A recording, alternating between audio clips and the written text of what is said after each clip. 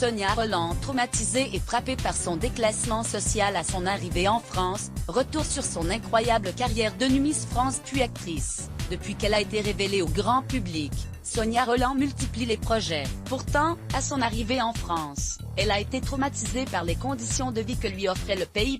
Élue Miss France en 1999, Sonia Rolland n'a pas eu le plus facile des règnes.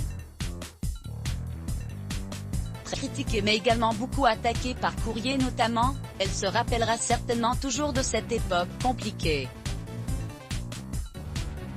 Et si aujourd'hui elle est devenue actrice et qu'elle enchaîne les projets, la maman de Tess et Kaina n'a pas eu une enfance facile. Après avoir vécu 13 ans dans son pays natal, le Rwanda, sa famille décide de venir en France.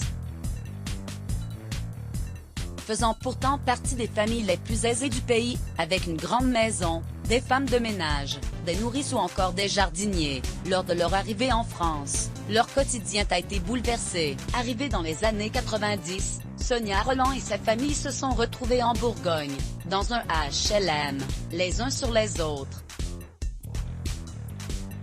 Invité au micro d'Anne Roumanoff dans son émission Ça fait du bien, l'ex de Jolie Lesper a raconté son arrivée en France qui a été très difficile à vivre, de par le déclassement social qui a frappé ses parents. Propriétaire d'une des plus grandes imprimeries de Rwanda, le père de l'ancienne Miss est devenu tourneur-fraiseur à l'usine. Un emploi qui ne permettait pas de s'offrir une maison ou d'habiter de beaux quartiers. Ça a été dur de faire face à ce nouvel environnement.